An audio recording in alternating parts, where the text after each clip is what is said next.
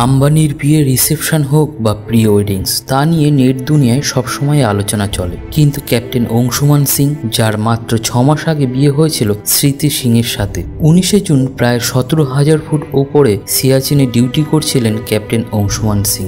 সেখানের ক্যাম্পে ভীষণ অগ্নিদগ্ধ পরিস্থিতিতে তিনি তার সহকর্মীদের প্রাণ এবং প্রয়োজনীয় মেডিকেল ইকুইপমেন্ট রক্ষা করার জন্য নিজের বলিদান দেন। 5ই জুলাই তার এই বীর কৃতিত্বের জন্য ভারত সরকার তাকে মরণোত্তর কীর্তিচক্র দিয়ে সম্মানিত করে। প্রেসিডেন্ট হলে যখন তার কৃতিত্বের কথা জানানো হচ্ছিল, তখন সেখানে উপস্থিত সকলে তার অল্প বয়সী বিধবা স্ত্রীর দৃঢ়তা এবং সাহসিকতা দেখে চোখে জল ধরে রাখতে পারেনি কেউ। ক্যাপ্টেন অংশুমানের সঙ্গে সম্পর্কের কথা বলতে গিয়ে আবেগপ্রবণ হয়ে পড়ে তার স্ত্রী। তিনি বলেন, আমাকে সবসময় বলতো বুকে পিস্তল নিয়ে মরব, সাধারণ মৃত্যু আমার জন্য নয়। ইঞ্জিনিয়ারিং কলেজে প্রথম দিনই ওর সঙ্গে আলাপ হয় আমার।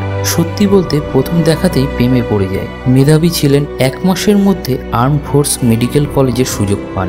8 বছর লং ডিস্টেন্স রিলেশনশিপে ছিলাম আমরা, তারপরে বিয়ে করি। সোশ্যাল মিডিয়ায় সম্প্রতি ভাইরাল হয় শহীদ পত্নীর স্মৃতিচারণা। সেই ভিডিওতেই অশালীন মন্তব্য করা হয় ক্যাপ্টেন অংশুমানের স্ত্রীকে। এবার আপনারাই বলুন, কোথায় নামছে মানুষের মানসিকতা।